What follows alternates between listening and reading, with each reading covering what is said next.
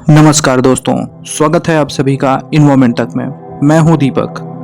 दोस्तों, जहां पर भारत के मेघालय राज्य में एक ऐसी नदी है जिसका पानी आईने की तरह साफ है, जिसमें आप नदी के नीचे किसी भी जीव या छोटे पत्थरों को भी देख सकते हैं। जहां पर प्रति वर्ष लाखों टूरिस्ट सिर्फ नदी का सैर करने और वहां के वातावरण का मनमोहक दृश्य देखने आते हैं, जिसका नाम है उमंग गोट नदी।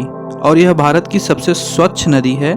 साथ ही यह विश्व की चौथी सबसे साफ नदी में भी गिनी जाती है। और वहीं पर अगर हम बात करें सबसे गंदी नदी की, तो पूरे विश्व में एक ऐसी गंदी नदी भी है जिस पर आप निगाह डालेंगे तो दूर दूर तक आपको सिर्फ प्लास्टिक, कूड़ा, कांच, बोतलें यही सब नजर आएंगी। वहां पर उस नदी का पानी तक भी आप नहीं देख पाएंगे कि नदी में पानी भी है। इतना कूड़ा, इतना प्रदूषण उस नदी में है।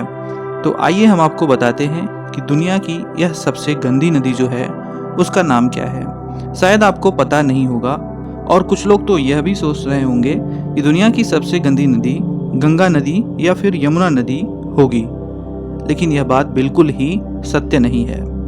तो दोस्तों, दुनिया की सबसे गंदी नदी का नाम सीतारम नदी है। यह नदी इंडोनेशिया में है। इस नदी को दुनिया की सबसे गंदी नदी में गिना जाता है। एक आंकड़े के द्वारा पता लगाया गया है कि इस नदी के आसपास पिछले 20 साल से करीब 50 लाख की आबादी बसी हुई है और इस नदी को फिर भी साफ करने के लिए कोई भी कदम उठाए नहीं गए हैं। सीतारम नदी पश्चिम जावा, इंडोनेशिया में सबसे लंबी और सबसे बड़ी नदी है। पश्चिम जावा के लोगों के जीवन में इसकी महत्वपूर्ण भूमिका है।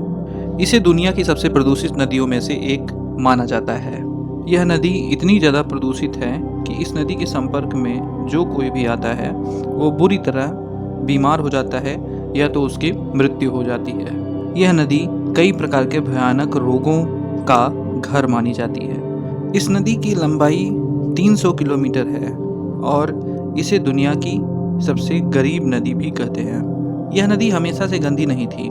एक समय था कि यह नदी सबसे सुंदर और साफ नदी थी, जिसमें बहुत सारी मछलियां भी होती थीं और यह नदी लाखों लोगों के लिए ताज़ा पानी की आपूर्ति भी करती। 1980 के दशक के अंत में नदी का प्रदूषण तेजी से औद्योगिकरण के साथ शुरू हुआ। किसी भी नदी के प्रदूषण के लिए औद्योगिकरण सबसे बड़ा वजह माना जाता है। उद्योगों के काफ़ी तेजी से विकास के कारण नदियाँ धीरे धीरे बहुत ज़्यादा गंदी हो जाती हैं और यह नदी अब धीरे धीरे लुप्तप्राय नदी में शामिल हो चुकी है। अर्थात इस नदी के अस्तित्व पर ही खतरा मंडराने लगा है।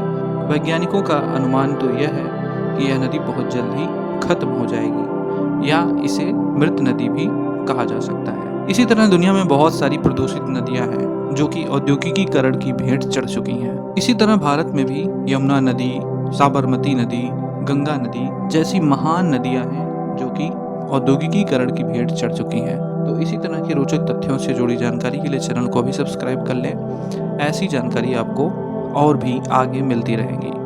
धन्यवाद।